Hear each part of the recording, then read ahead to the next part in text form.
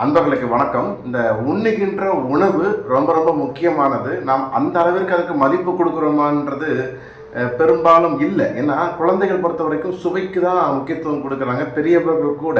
அப்போ சுவைக்கு பிரதானமாக கொடுக்காம சத்துக்கள் சேர்ந்த உணவுகள், நல்லா மென்று சாப்பிடுகின்ற உணவுகள் தான் உடலுக்கு ஆரோக்கியம் தரும். நம்ம சொல்லிட்டு இருப்போம், நல்ல உணவு சாப்பிட்டாச்சுன்னா அவங்களுக்கு மருந்தே தேவையில்லை, உணவே மருந்துன்னு சொல்லுவாங்க. அது மட்டும் இல்லை, நல்ல உணவுகள் சாப்பிட்டா அவங்களுக்கு வியாதி வராது, மருந்து தேவையில்லை. இப்போ உணவு தப்பாக சாப்பிட்டாச்சுன்னா நம்ம சாப்பிட்ற மருந்து கூட வேலை செய்யாது. அந்த அளவுக்கு உணவுங்கிறது ரொம்ப ரொம்ப முக்கியமானது. அப்போ உணவுகளுடைய குவாலிட்டி எப்படி இருக்கணும்?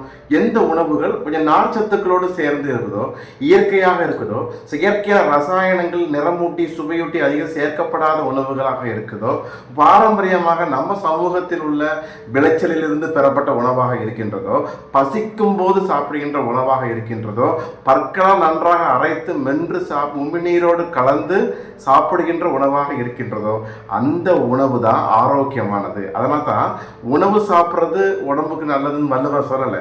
நம்ம சாப்பிட்ட சாப்பாடு ஜீரணம் ஆனதுக்கப்புறம் அந்த அருந்தியது அற்றது போற்றியவனி ஜீரணம் ஆனதுக்கப்புறம் அடுத்த பசி எடுக்கும்போது சாப்பிட்ற சாப்பாடு உடலுக்கு ஆரோக்கியமானது.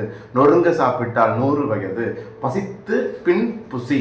இந்த ஒரு பழமொழிகளினுடைய உண்மையான அர்த்தம் தெரிந்து நம்ம குழந்தைகளுக்கு சுவையை மட்டுமே பிரதானமாக கொண்ட உணவுகளை அதிகம் வாங்கி கொடுக்காம அதனுடைய தீய விளைவுகள் என்னன்றதை குழந்தைகளுக்கு புரிகிற லாங்குவேஜில், இதனை தொடர்ந்து சாப்பிட்டா எலும்பு ஸ்ட்ராங்காக இருக்காது, முடி அதிகமாக வளராது, உடம்புக்கு கொஞ்சம் வயிற்றில் அதிகமாக வலி உண்டாகும், இந்த மாதிரியான அவங்களுக்கு பிடிக்கிற புரிகிற லாங்குவேஜை எடுத்து சொல்லி நல்ல உணவுகளை இயற்கையான சுவை, நான் நகரப்பட்டி தேன் போன்ற இயற்கையான சுவை சேர்த்து நாம் கொடுக்க பழகணும்னா இனி வருகின்ற தலைமுறைக்கு நம்ம தேசத்தினுடைய உணவுகளின் மேல் ஒரு பிரியம் ஏற்படும். அதன் மூலமாக அந்த குழந்தைகளின் ஆரோக்கியத்தை நம்மால் உறுதி செய்ய முடியும். இப்போ பாக்கெட்டில் உடைத்து உடனே சாப்பிடுகின்ற துரித உணவுகள், அது ப்ராசஸ்ட் ஃபுட் இல்லை, அல்ட்ரா ப்ராசஸ்ட் ஃபுட்டு.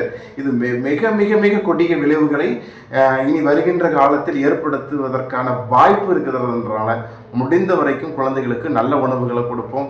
மலச்சிக்கல் இல்லாத மனச்சிக்கல் இல்லாத வாழ்க்கையை அமைத்து கொடுக்க வேண்டியது பெற்றோர்களாகிய நம்ம ஒவ்வொருவருடைய கடமைன்றதை உணர்ந்து செயல்படும். அதற்கு நம்ம ஜெய்கபிசாவில் அற்புதமான அந்த வாயு லேகியம், குழந்தைகளுக்கான அமிர்தம்ங்கிற ஒரு சூரணம், இயற்கையான அந்த குடல் கழிவுகளை நீக்குகின்ற மலக்கழிவு பொடிகள், மலக்கழிவு டானிக்குகள் நிச்சயமாக சப்போர்ட் பண்ணும்.